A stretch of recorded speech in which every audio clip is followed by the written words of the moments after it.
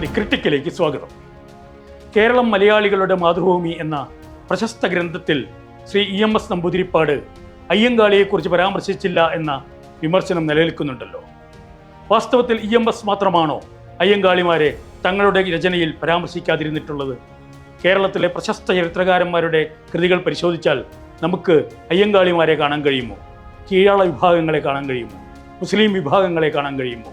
അരികുവൽക്കരിക്കപ്പെട്ട വിഭാഗങ്ങളെ കാണാൻ കഴിയുമോ? സ്ത്രീകളെ കാണാൻ കഴിയുമോ? ഈ വിഷയത്തെക്കുറിച്ചാണ് അടിമ കേരളത്തിൻ്റെ അദൃശ്യചരിത്രം എന്ന ഗ്രന്ഥമടക്കം നിരവധി ഗ്രന്ഥങ്ങളുടെ രചയിതാവും അധ്യാപകനും എഴുത്തുകാരനും ചരിത്രകാരനുമായ ഡോക്ടർ വിനിൽ പോൾ സംസാരിക്കുന്നത്. ഏവർക്കും സ്വാഗതം.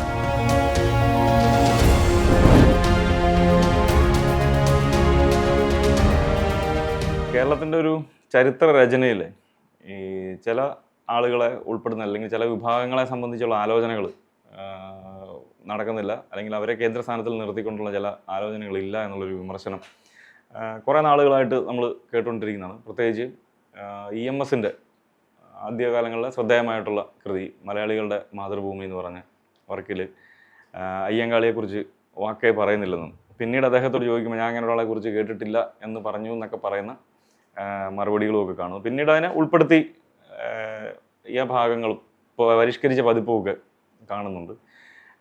എന്തായാലും കേരളത്തിനെ സംബന്ധിച്ച് നമ്മൾ പരിശോധിക്കുമ്പം കേരളത്തിൽ നിന്ന് ഉയർന്നു വരുന്ന ചരിത്ര രചന സ്വാഭാവികമായിട്ടും ഒരു ഇടതുപക്ഷ ചായ്വോട് കൂടിയുള്ള ചരിത്ര രചനകൾ തന്നെയായിരുന്നു വരുന്നത്.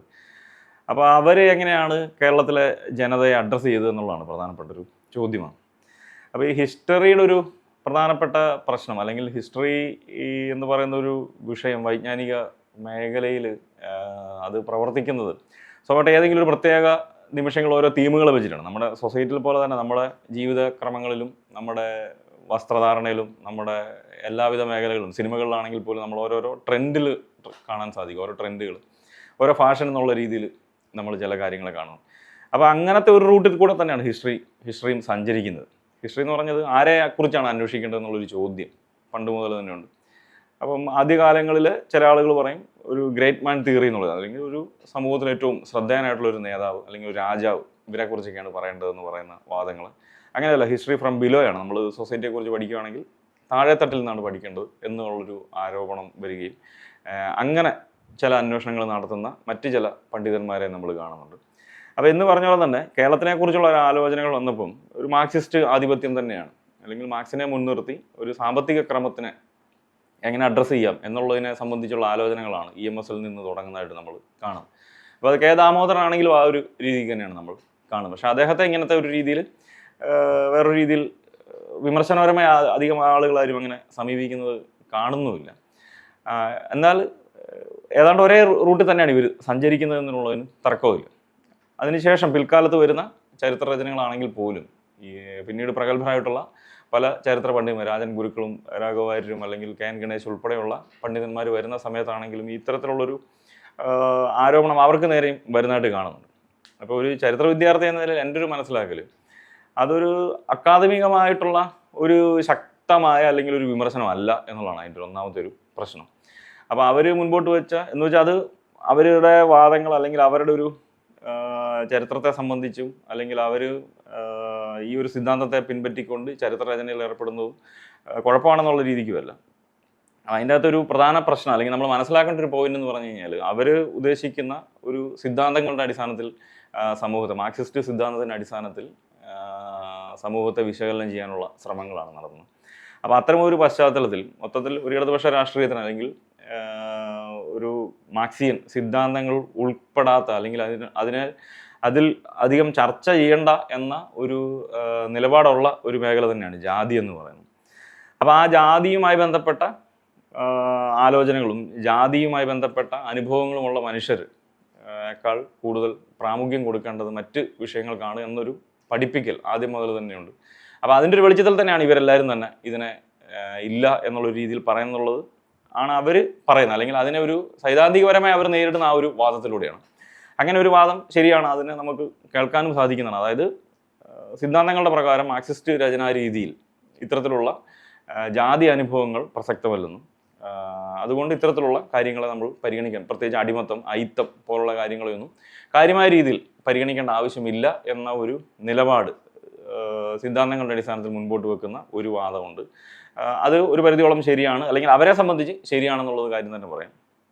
പക്ഷേ കേരളത്തിനെ സംബന്ധിച്ച് നമ്മൾ ആലോചിക്കുമ്പോഴത്തേനും കുറേ കൂടെ ഒരു ചരിത്രം എന്ന നിലയിൽ നമ്മൾ ആലോചിക്കുമ്പോൾ എങ്ങനെയാണ് ഒരു വിമർശന സംജ്ഞ രൂപപ്പെടുന്നത് എന്നുള്ളതാണ് വളരെ പ്രധാനപ്പെട്ട ചോദ്യം. പ്രത്യേകിച്ച് ഇപ്പം അടിയായ്മ പോലുള്ള സങ്കല്പങ്ങളൊക്കെ ഇവർ വികസിപ്പിക്കുന്നുണ്ടെങ്കിൽ പോലും, പക്ഷെ അതാരാണ് എന്നുള്ളൊരു ചോദ്യത്തിലേക്കോ അല്ലെങ്കിൽ അതെങ്ങനെയാണ് രൂപപ്പെട്ടിരിക്കുന്നത്, അതിൻ്റെ ഒരു നെറ്റ്വർക്ക് എന്താണ് എന്നുള്ളതിനെ സംബന്ധിച്ചുള്ള ഒരു ആലോചനയും ഈ ഭാഗത്തു നിന്ന് ഇത്തരത്തിലുള്ള ഇടതുപക്ഷ ചരിത്ര രചനയിൽ ഏർപ്പെട്ടിരിക്കുന്ന പണ്ഡിതന്മാരിൽ നിന്ന് നമ്മൾ കാണുന്നില്ല.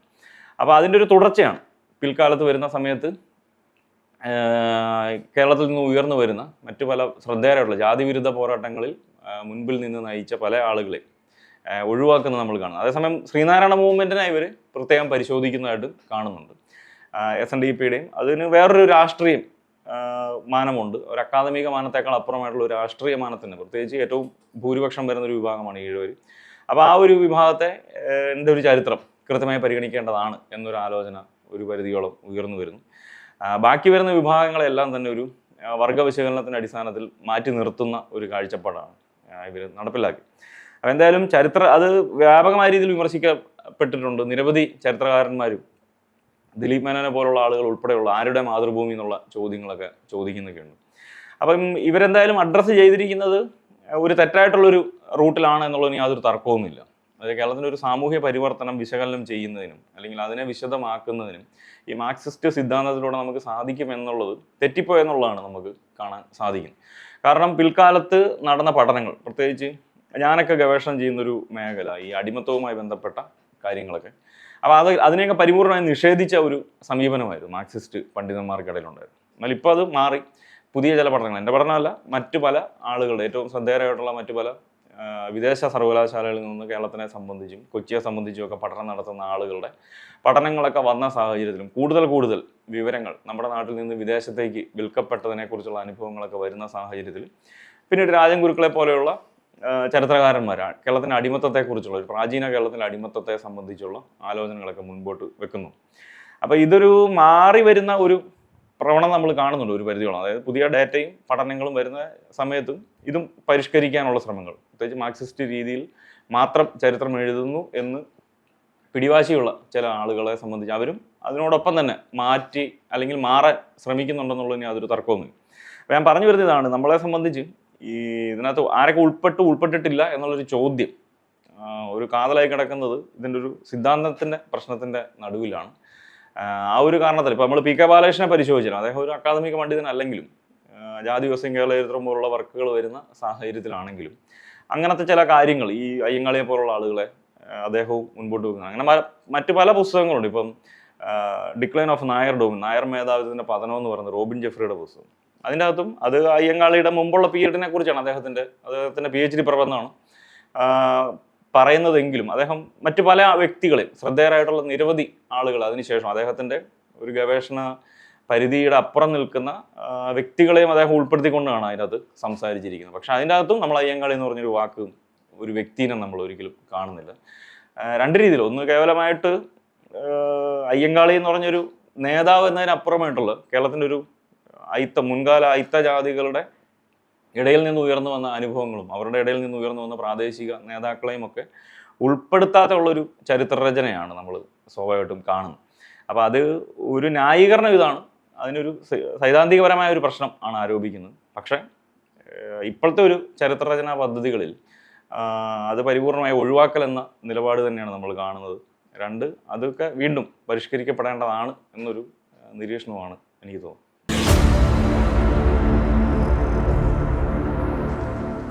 ശ്രീധരമേനോൻ്റെ പുസ്തകം ശ്രദ്ധേയമായി മാറുന്നത് നമ്മുടെ ഒരു യൂണിവേഴ്സിറ്റി എന്ന് പറയുന്നില്ല, കോളേജുകളുടെ ഒരു കുഴപ്പമാണ് എന്നുള്ളൊരു വാക്കായിരിക്കും കൂടുതൽ നല്ലത്. കാര്യം എന്ന് വെച്ചാൽ അത് വളരെ കൃത്യമായ ഒരു ഗൈഡ് രൂപത്തിലാണത് എഴുതപ്പെട്ടിരിക്കുന്നത്. അപ്പം വളരെ ഈസി ആയിട്ട് ഇപ്പോൾ ചരിത്രം പഠിപ്പിക്കാൻ വരുന്ന ഏതൊരു അധ്യാപകനും വേറെ ഒരു പുസ്തകവും പരിശോധിക്കാതെ തന്നെ ഒരു ക്ലാസ് റൂമിൽ ചില കാര്യങ്ങൾ, പ്രാഥമികമായ ചില കാര്യങ്ങൾ പറഞ്ഞു കൊടുക്കുന്നതിന് സാധിക്കുന്ന ഒരു ടെക്സ്റ്റാണത്.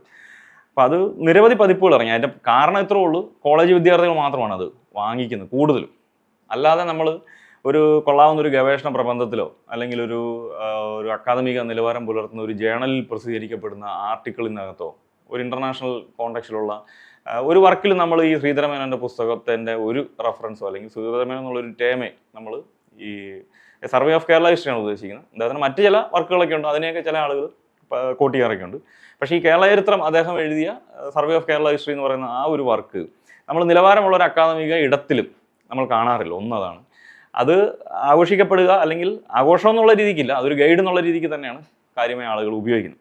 അപ്പോൾ ആ പുസ്തകത്തിനെ സംബന്ധിച്ച് ഉള്ളൊരു പ്രധാനപ്പെട്ട പ്രശ്നം എന്താണെന്ന് കഴിഞ്ഞാൽ അതൊരു വലിയൊരു പീരീഡിനെ സംബന്ധിച്ചുള്ളൊരു പറഞ്ഞാൽ ഇപ്പം അങ്ങനത്തെ ഒരു ട്രെൻഡ് ഇല്ല. അന്നത്തെ കാലത്ത് നമ്മളൊരു കേരള ചരിത്രം, ഇന്ത്യ ചരിത്രം എന്നൊക്കെ പറയുന്ന ഒരു ആലോചനയിലാണ് വലിയൊരു പീരീഡിനെ സംബന്ധിച്ച് എഴുതാനുള്ള ശ്രമങ്ങളൊക്കെ ആയിരുന്നു നടത്തിക്കൊണ്ടിരിക്കുന്നത്. അപ്പോൾ അങ്ങനത്തെ ഒരു പ്രതിസന്ധി അതിൻ്റെ ആ പുസ്തകത്തിനകത്ത് കാണുന്നുണ്ട്. രണ്ടാമത്തെ ഒരു കാര്യം വെച്ചാൽ അതിൻ്റെ അകത്തൊരു വിശകലന രീതിയില്ല എന്നുള്ളതാണ്. അദ്ദേഹം കുറേ ഡേറ്റയും കാര്യങ്ങളൊക്കെ ഇങ്ങനെ പറയുന്നു എന്നല്ലാതെ അതിനപ്പുറമായി ഒരു ചരിത്രകാരൻ എന്ന നിലയിൽ എങ്ങനെയാണ് ആ ഡേറ്റയെ വിശകലനം ചെയ്യേണ്ടത് എന്നുള്ളതിനെ സംബന്ധിച്ചൊരു കാര്യവും അതിൻ്റെ അകത്ത് അല്ലെങ്കിൽ അങ്ങനെ ഒരു മാതൃകയെ ആ പുസ്തകത്തിനകത്ത് നമ്മൾ കാണുന്നില്ല. അല്ലെങ്കിൽ വ്യത്യസ്തമായ ചില നിരീക്ഷണങ്ങൾ അതിന് മുൻപുണ്ടായിരുന്ന ആളുകൾ മുൻപോട്ട് വെച്ച, ഇപ്പം നമുക്ക് തന്നെ അതിനു മുൻപ് പല പുസ്തകങ്ങളും നമ്മളെ സംബന്ധിച്ച് പരിചയമുണ്ട്. അപ്പോൾ അവരുടെ ആരുടെയും വർക്കുകളോട് ഒരു വിമർശന ചോദ്യം ഉന്നയിക്കാനുള്ളൊരു ശ്രമമൊന്നും ആ പുസ്തകം നടത്തുന്നില്ല. അല്ലെങ്കിൽ ഇന്ന ആളുകൾ പറഞ്ഞത് തെറ്റാണ് എന്നുള്ളൊരു നിരീക്ഷണമോ അല്ലെങ്കിൽ അതിൻ്റെ അപ്പുറമായുള്ള ചില സോഴ്സുകൾ കണ്ടെടുക്കുക, ഇത്തരത്തിലുള്ള കാര്യങ്ങളൊന്നും തന്നെ അദ്ദേഹം ചെയ്യുന്നില്ല. എല്ലാം വളരെ പെട്ടെന്ന് ബാലിശമായ രീതിയിൽ ഉള്ള ചില കാര്യങ്ങൾ ഇങ്ങനെ പറഞ്ഞ് പോവുകയും നമുക്കൊരു വൺ വേർഡ് ടൈപ്പ് എക്സാമുകൾക്ക് ഉപകാരപ്രദമായിട്ടുള്ള ചില വർഷങ്ങളും പേരുകളും നാളുകളും ഒക്കെ കിട്ടുന്ന ഒരു രീതിക്കാണ് അദ്ദേഹം ചെയ്യുന്നത്. പിന്നെ ഒരു പ്രധാനപ്പെട്ട പ്രശ്നം എന്ന് പറഞ്ഞു കഴിഞ്ഞാൽ അതിൻ്റെ അകത്തെ സോഴ്സുകൾ, നമ്മളൊരു ഹിസ്റ്ററി പുസ്തകത്തിനെ നമ്മൾ പരിശോധിക്കുന്നത് അല്ലെങ്കിൽ അതിൻ്റെ ഒരു നിലവാരം നമ്മൾ അളക്കുന്നത് എപ്പോഴും അതിൻ്റെ റെഫറൻസും ഫുട് നോട്ടും വെച്ചിട്ടാണ് നമ്മൾ ഹിസ്റ്ററിയെ നമ്മൾ വിലയിരുത്തുന്നത്. അപ്പോൾ അദ്ദേഹം എന്ത് സോഴ്സുകൾ വെച്ചിട്ടാണ് ഇങ്ങനെ ഒരു നിരീക്ഷണത്തിലേക്ക് എത്തിച്ചേർന്നത്, അല്ലെങ്കിൽ എന്തെല്ലാം ആണ് അദ്ദേഹത്തിൻ്റെ റെഫറൻസ് അല്ലെങ്കിൽ ബിബ്ലിയോഗ്രഫിയാണ് നമ്മൾ പ്രധാനമായിട്ടും പരിശോധിക്കും. അപ്പോൾ അങ്ങനെ പരിശോധിക്കുമ്പോൾ നമ്മൾ ഈ പറഞ്ഞ പോലെ വിരലെണ്ണാവുന്ന കുറച്ച് കാര്യങ്ങളൊക്കെ തന്നെയാണ് അവിടെയും കാണുന്നത്. അതായത് ഒരു പ്രോപ്പറായിട്ടുള്ള ഒരു ആർക്കൈവ്സിൽ നിന്ന് കണ്ടെടുത്ത രേഖകളോ അല്ലെങ്കിൽ മറ്റു പല ഗ്രന്ഥവരികളോ അല്ലെങ്കിൽ വിദേശത്ത് നിന്ന് വിദേശ സഞ്ചാരികളുടേതായിട്ടുള്ള റൈറ്റിങ്സുകളോ, അപ്പോൾ ഇങ്ങനത്തെ ഒന്നും തന്നെ നമ്മൾ കാണുന്നില്ല അദ്ദേഹത്തിൻ്റെ പുസ്തകത്തിൻ്റെ. അത് പ്രാഥമികമായ ചില കാര്യങ്ങൾ ഇങ്ങനെ പറഞ്ഞ് പോകുന്നു എന്നതിനപ്പുറമായി ഒരു ചരിത്രം എന്ന് പറഞ്ഞാൽ എപ്പോഴും ഒരു വിമർശനപരമായിട്ടുള്ള ഒരു സമീപനമായിരിക്കണം. അങ്ങനെ ഒരു വിമർശനമേ ഇല്ലാത്തൊരു പുസ്തകം എന്നുള്ളതാണ് നമ്മളതിൻ്റെ ഒരു കുഴപ്പം എന്ന നിലയിൽ കാണുന്നത്. പക്ഷെ അത് വ്യാപകമായി ഇത് കുട്ടികളത് വളരെ വേഗത്തിൽ വാങ്ങിക്കും. അവർക്ക് ഒരു പുസ്തകത്തിലൂടെ ഒരു എക്സാം വളരെ കൃത്യമായി എഴുതുന്നതിന് വേണ്ടിയുള്ള കുറേയധികം വിവരങ്ങൾ കിട്ടും എന്ന കാരണത്തിലാണ് അതിങ്ങനെ പോകുന്നത്. അത് അതിന് യാതൊരു അക്കാദമികമായ ഒരു ഇടത്തിലും നമ്മൾ കാണുന്നില്ല ആ പുസ്തകത്തിന്. MG സാറിനെ സംബന്ധിച്ച് എനിക്ക് അത്ര പരിചയമില്ല. നമ്മൾ അദ്ദേഹത്തിൻ്റെ പിൽക്കാലത്ത് ഈ ഒരു ആധുനിക കേരളവുമായി ബന്ധപ്പെട്ടതിനെക്കുറിച്ചുള്ള രചനകളൊക്കെയാണ് ഞാൻ കൂടുതലും ശ്രദ്ധിച്ചിട്ടുള്ളത്, ലേഖനങ്ങളൊക്കെയുള്ളൂ. അപ്പോൾ അതേസമയം KN പണിക്കരെ സംബന്ധിച്ച്, പ്രൊഫസർ KN പണിക്കരെ സംബന്ധിച്ച് നമ്മൾ പരിശോധിക്കുമ്പോൾ അദ്ദേഹം ഡൽഹിയിൽ ജവഹർലാൽ നെഹ്റു സർവകലാശാലയിൽ അധ്യാപകനായിരുന്നു. അപ്പം ആധുനിക ചരിത്രവുമായി ബന്ധപ്പെട്ട് പ്രത്യേകിച്ച് ഇന്ത്യയുടെ ദേശീയ പ്രസ്ഥാനങ്ങളെക്കുറിച്ചും ദേശീയതയെക്കുറിച്ചും ഒക്കെ വലിയ സജീവമായിട്ടുള്ള കാര്യങ്ങൾ എഴുതിയിട്ടുള്ള ഒരു ചരിത്രകാരനാണ്. അദ്ദേഹവും ഈ ബിപിൻ ചന്ദ്രയും ഒക്കെ ചേർന്ന് എഴുതിയ ഇന്ത്യ സ്ട്രഗിൾ ഫോർ ഇൻഡിപെൻഡൻസ് എന്ന് പറഞ്ഞ പുസ്തകം, ഇന്ത്യയുടെ സ്വാതന്ത്ര്യ സമരം എന്ന് പറഞ്ഞ നമ്മുടെ DC ബുക്സിൽ നിന്ന് പ്രസിദ്ധീകരിക്കപ്പെട്ടതൊക്കെയുണ്ട്. അതായത് 3.5 ലക്ഷം 4 ലക്ഷം കോപ്പികളൊക്കെ പോലും വിറ്റഴിക്കപ്പെട്ട ഒരു ഏറ്റവും നിലവാരമുള്ള ഒരു ഇന്ത്യൻ സ്വാതന്ത്ര്യ സമരത്തെക്കുറിച്ച്, ഇന്ത്യൻ ദേശീയ പ്രസ്ഥാനത്തെക്കുറിച്ച് ആർക്കും മനസ്സിലാകുന്ന രീതിയിൽ, ഏതൊരു ചെറിയ കുട്ടിക്കും എന്തേരെ വലിയ ഒരാൾക്കും മനസ്സിലാവുന്ന രീതിയിൽ ഇന്ത്യയുടെ ഒരു സാമൂഹ്യ അവസ്ഥയും ദേശീയ പ്രസ്ഥാനത്തെക്കുറിച്ചും വിശദമാക്കുന്നൊരു ടെക്സ്റ്റിൻ്റെ രചനയിൽ പങ്കെടുത്തൊരു പ്രഗത്ഭനായിട്ടുള്ളൊരു ചരിത്രകാരനും കൂടിയാണ് KN പണിക്കർ സാറും. അദ്ദേഹം പല കാര്യങ്ങളും ഇതുമായി ബന്ധപ്പെട്ട പല കാര്യങ്ങളും അദ്ദേഹം ചെയ്യുന്നുണ്ട്. അതുപോലെ തന്നെ നമ്മളെ നാട്ടിനെ സംബന്ധിച്ച് പലതരത്തിലുള്ള ആലോചനകൾ, ഇപ്പം നമ്മുടെ ഈ കൊളോണിയലിസം വന്നതുമായി ബന്ധപ്പെട്ടുള്ള വൈദ്യത്തിലുണ്ടായ മാറ്റങ്ങൾ, പാരമ്പര്യ വൈദ്യത്തിനെ സംബന്ധിച്ചുള്ള അദ്ദേഹത്തിൻ്റെ നിരീക്ഷണങ്ങളെ, പഠനങ്ങളെ, ഇപ്പോൾ ഈ ഏറ്റവും ഒടുവിൽ തന്നെ ഒരുപക്ഷെ അദ്ദേഹം കാസ്റ്റുമായി ബന്ധപ്പെട്ടൊരു പുസ്തകമാണ് എഡിറ്റ് ചെയ്തിരിക്കുന്നത്. അപ്പോൾ അങ്ങനത്തെ ഒരു രീതിയിലാണ് കേരളത്തിനെ സംബന്ധിച്ച് പല കാര്യങ്ങൾ, അതുപോലെ തന്നെ പ്രാദേശിക ചരിത്രത്തെ സംബന്ധിച്ചുള്ള ആലോചനകൾ, അതിനെ സംബന്ധിച്ച് എങ്ങനെ പ്രാദേശിക ചരിത്രം രചിക്കണം, അതിൻ്റെ പോരായ്മകളും പ്രശ്നങ്ങളും പ്രതിസന്ധികളും മെത്തഡോളജിയും എന്തെല്ലാം ആയിരിക്കണം എന്നുള്ളതിനെ സംബന്ധിച്ചുള്ള ആലോചനകൾ വരുന്നുണ്ട്. അതുപോലെ തന്നെ നോവലുകളെക്കുറിച്ച് ഒരുപാട് അതായത് കേരളത്തിനെ സംബന്ധിച്ച് നമ്മൾ ആരെയും അതിശയിപ്പിക്കുന്ന രീതിയിൽ എല്ലാ വിഷയങ്ങളിലും സമഗ്രമായ ചില കാര്യങ്ങൾ പറയുകയും എഴുതുകയും ചെയ്തിരിക്കുന്ന ഒരു ചരിത്രകാരനാണ്. അതോടൊപ്പം തന്നെ അദ്ദേഹം ചില കഥയും മറ്റു പല നോവൽ രൂപത്തിലുള്ള ചില റൈറ്റിങ്സും ഒക്കെ വരുന്നു. അദ്ദേഹത്തിന് ഓട്ടോബയോഗ്രഫി പ്രസിദ്ധീകരിക്കപ്പെട്ടിട്ടുണ്ട്. അപ്പം ഒരു ചരിത്ര വിദ്യാർത്ഥി എന്ന നിലയിൽ എന്നെ സംബന്ധിച്ച് എനിക്കൊരു പ്രത്യേക താല്പര്യം തോന്നുന്നത്, ഞാൻ അദ്ദേഹത്തെ കൂടുതൽ വായിക്കാൻ ശ്രമിച്ചത് ഞാൻ ഈ ലോക്കൽ ഹിസ്റ്ററിയുടെ ഒരു കോണ്ടക്സ്റ്റാണ് അദ്ദേഹത്തെക്കുറിച്ച്. പ്രാദേശിക ചരിത്രം എങ്ങനെ എന്നൊക്കെ ഉള്ള ഒരു അദ്ദേഹത്തിൻ്റെ ചില നിരീക്ഷണങ്ങളും എഴുത്തുകളുമൊക്കെയാണ് നമുക്കൊരു അടിത്തറ ലഭിക്കുന്നത്. ഈ ചരിത്രം എങ്ങനെ എഴുതണം എന്നുള്ളതിനെ സംബന്ധിച്ച് അത് കേവലമായ പ്രാദേശിക ചരിത്രം എന്നുള്ള രീതിയിലല്ല, നമ്മൾ ഏതൊരു ചരിത്രത്തെയും എങ്ങനെ സമീപിക്കണം എന്നുള്ളതിനെ സംബന്ധിച്ചുള്ള ഒരു ഉൾക്കാഴ്ച നൽകുന്ന രചനകൾ എന്നുള്ളതാണ് അദ്ദേഹത്തിന് എൻ്റെ ഒരു പേഴ്സണലായിട്ടുള്ള ഒരു അനുഭവം. അതുപോലെ തന്നെ മറ്റു പല ഇപ്പോൾ രാമായണത്തെക്കുറിച്ച് അല്ലെങ്കിൽ നോവലിനെ കുറിച്ച് മറ്റു പല, അതായത് അദ്ദേഹത്തിൻ്റെ കണ്ടന്റ്, അദ്ദേഹത്തിൻ്റെ പുസ്തകങ്ങളുടെ കണ്ടന്റ് തന്നെ നോക്കുമ്പോഴത്തേനും നമുക്ക് എനിക്ക് ആണല്ലോ അത്ഭുതം തോന്നുന്നൊരു കാര്യം, ഇതിലൊക്കെ ചരിത്രകാരൻ ഇടപെടാമല്ലോ എന്നുള്ളൊരു ആലോചന അല്ലെങ്കിൽ അങ്ങനത്തെ ഒരു സന്തോഷം നമുക്ക് തരുന്നുണ്ട് പല വിഷയങ്ങളിലും. അത് ഒരു കേവലമായി നമ്മളെ സംബന്ധിച്ച് ഏതെങ്കിലും രാജാക്കന്മാരുടെയോ സ്വാതന്ത്ര്യ സമരമോ രാഷ്ട്രീയ പാർട്ടിയുടെ ചരിത്രമോ മാത്രമാണ് ചരിത്രം എന്ന് പറഞ്ഞുകൊണ്ടിരിക്കുന്ന സമയത്ത് അങ്ങനെയല്ല. അദ്ദേഹത്തിനൊക്കെ കണ്ടന്റ് പേജ് മാത്രം വായിച്ചു നോക്കിക്കഴിഞ്ഞാൽ തന്നെ പല വ്യത്യസ്തമായിട്ടുള്ള വൈവിധ്യങ്ങളുടെ ഒരു ചരിത്രകാരനാണ് അദ്ദേഹം എന്നുള്ളതാണ്.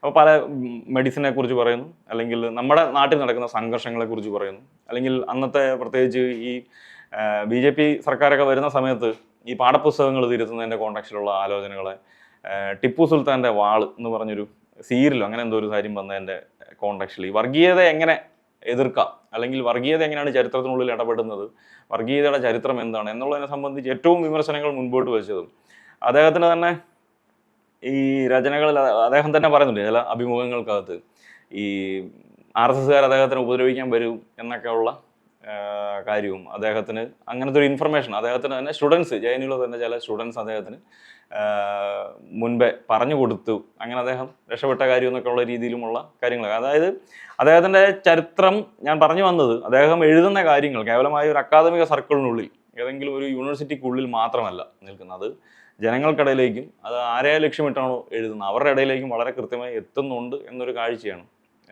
കാണുന്നത്.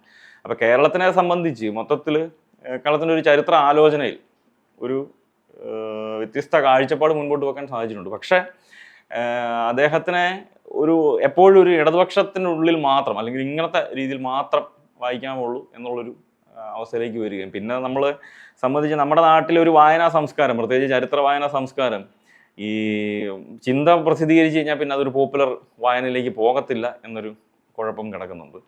സാഹിത്യ അക്കാദമിയൊക്കെ അദ്ദേഹത്തിന് ഇറക്കിയിട്ടുണ്ടെങ്കിലും ഈ ഇങ്ങനത്തെ ഒരു രാഷ്ട്രീയ പാർട്ടിയുടെ പബ്ലിക്കേഷനിലൂടെ അദ്ദേഹത്തിൻ്റെ ചരിത്രരചനകൾ വന്ന കാരണം അതൊരു വലിയ ഓഡിയൻസിനിടയിലേക്ക് പോയോ എന്നുള്ളൊരു സംശയം ഉണ്ടെന്ന് മാത്രമാണ്.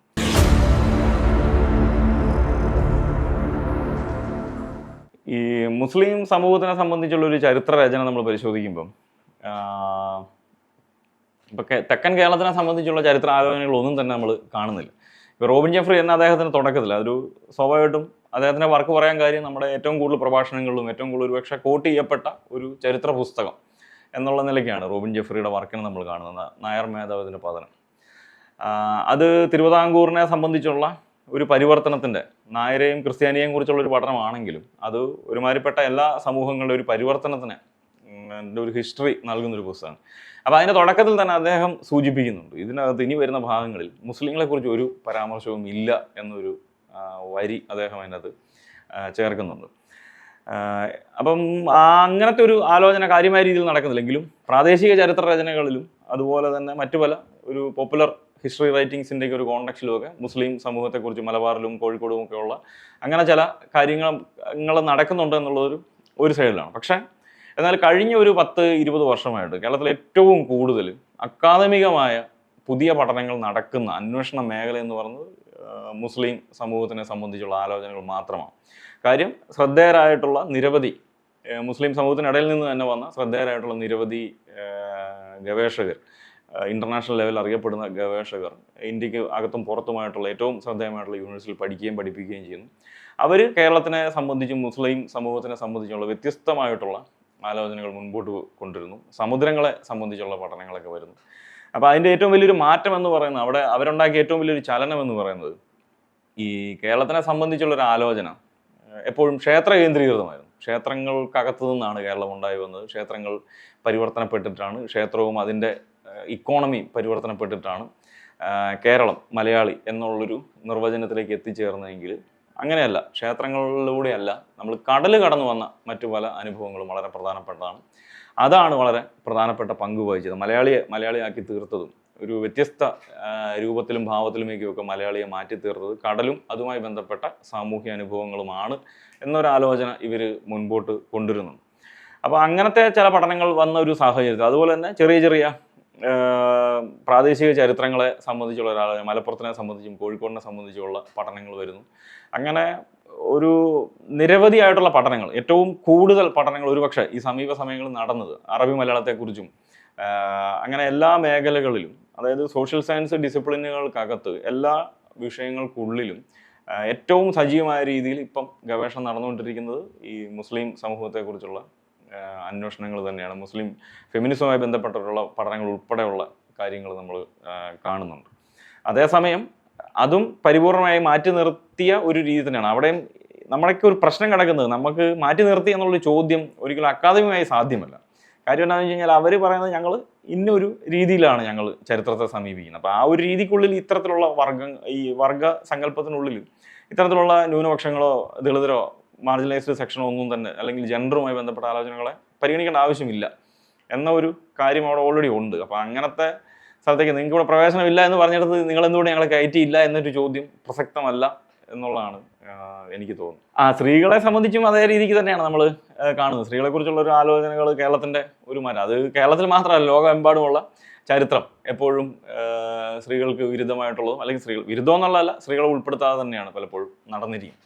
അപ്പോൾ കേരളത്തിൽ നിന്ന് ശ്രദ്ധേയരായിട്ടുള്ള ഇപ്പോൾ ശാരദാമണിയെ പോലെയൊക്കെയുള്ള പ്രഗത്ഭരായിട്ടുള്ള പണ്ഡിതന്മാർ ഉയർന്നു വന്നെങ്കിലും അവരുടെ അവരുടെ ഒരു പ്രധാനപ്പെട്ട വർക്ക് സ്ത്രീകളെ കേന്ദ്രമാക്കിക്കൊണ്ടല്ല, അല്ലാതെയുള്ള പല പഠനങ്ങളൊക്കെ വരുന്നു. അല്ലെങ്കിൽ മീര വേലായുധനെ പോലുള്ള ആളുകളെ, പിന്നീട് ജയദേവിക, അരുണിമ പോലുള്ള പണ്ഡിതരൊക്കെ വരുന്ന സാഹചര്യത്തിലാണ് നമ്മൾക്ക് വേറൊരു ആലോചനകൾ ചരിത്രം എന്ന നിലയിലൊക്കെ വരുന്നു. അപ്പം പിന്നീട് രേഖാരാജനെ പോലുള്ള ആളുകളുമൊക്കെ ഇതിൽ ഇടപെടുന്നതായിട്ട് കാണുന്നുണ്ട്, അവരുടെ ഒരു സോഷ്യൽ ലൈഫ് എങ്ങനെയാണെന്നുള്ളതിനെ സംബന്ധിച്ച്. അപ്പം ഈ കേരളത്തിൻ്റെ ഒരു ആലോചനയിൽ സ്ത്രീകൾ കാര്യമായ രീതിയിൽ വന്നിരുന്നില്ല. സ്ത്രീകളെ, ദളിതർ, ആദിവാസികൾ, ഈ മുസ്ലിം സമൂഹങ്ങളെ, മറ്റ് മൈനോറിറ്റി വിഭാഗങ്ങളെ ഒന്നും തന്നെ നിർക്കുക, അതൊരു ക്ഷേത്ര കേന്ദ്രീകൃതമായി തന്നെ ആയിരുന്നു കാര്യങ്ങളുടെ പോക്കെന്നുള്ളതിന് യാതൊരു തർക്കവുമില്ല. പക്ഷെ അതിനെ മറികടക്കുന്ന ഈ സമീപ സമയത്താണ് ഇപ്പം നമുക്ക് അങ്ങനത്തെ ഒരു രീതി പറയാൻ പറ്റത്തില്ല. കാര്യം ഇപ്പോൾ ഒരുപാട് ഗവേഷണങ്ങളും ലേഖനങ്ങളും ഒക്കെ ഇങ്ങനെ വന്നുകൊണ്ടിരിക്കുകയാണ് എല്ലാ വിഭാഗങ്ങളെക്കുറിച്ചും ഇങ്ങനെ. അതൊരു പക്ഷേ മലയാളി വായനക്കാർക്കിടയിലേക്ക് കൃത്യമായി എത്തണമെന്നില്ല, അല്ലെങ്കിൽ ഒരു മുഖ്യധാര പ്രസാധകർ വഴി പ്രസിദ്ധീകരിക്കപ്പെടണമെന്നില്ല. യൂണിവേഴ്സിറ്റികളിലും കോളേജുകളിലുമൊക്കെ ഒരു പരിധിയോളം നമുക്ക് ഒരു പ്രത്യേക സന്തോഷം അല്ലെങ്കിൽ ഉണർവ് തോന്നുന്ന ചില അന്വേഷണങ്ങൾ നടക്കുന്നുണ്ട് എന്നുള്ളതിന് യാതൊരു തർക്കവുമില്ല. പല വിദേശ പ്രോജക്റ്റുകളും നമ്മുടെ നാട്ടിലെ തന്നെ ഇപ്പോൾ CDS പോലുള്ളവരൊക്കെ നടത്തുന്ന, ടീച്ചേഴ്സൊക്കെ ദേവിക പോലുള്ളവരൊക്കെ നടത്തുന്ന പല പഠനങ്ങളുമൊക്കെ കോളനികളെ സംബന്ധിച്ചുള്ളതും അല്ലെങ്കിൽ സ്ത്രീകളെ സംബന്ധിച്ചുള്ളതും അങ്ങനെ പല കാര്യങ്ങൾ നടക്കുന്നു. പിന്നെ ഇപ്പോൾ KCHR പോലുള്ള സ്ഥാപനങ്ങൾ പല ആദ്യകാലങ്ങളിൽ ചില സ്ത്രീകളെ സംബന്ധിച്ചുള്ള ബയോഗ്രഫികളൊക്കെ പ്രസിദ്ധീകരിക്കുന്നതൊക്കെ കാണാൻ സാധിക്കും. മൊത്തത്തിലൊരു മാറി വന്നുകൊണ്ടിരിക്കുകയാണെന്നാണ് എൻ്റെ ഒരു മനസ്സിലാക്കുന്നത്.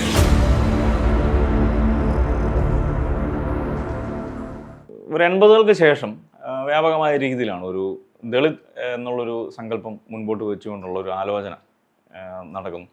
അപ്പോൾ അത് ഇന്ത്യ എമ്പാടും നടക്കുന്ന ഒരു പാൻ ഇന്ത്യൻ കോണ്ടെക്സ്റ്റാണ് നമ്മളതിനെ പ്രധാനമായിട്ടും മനസ്സിലാക്കുന്നത്.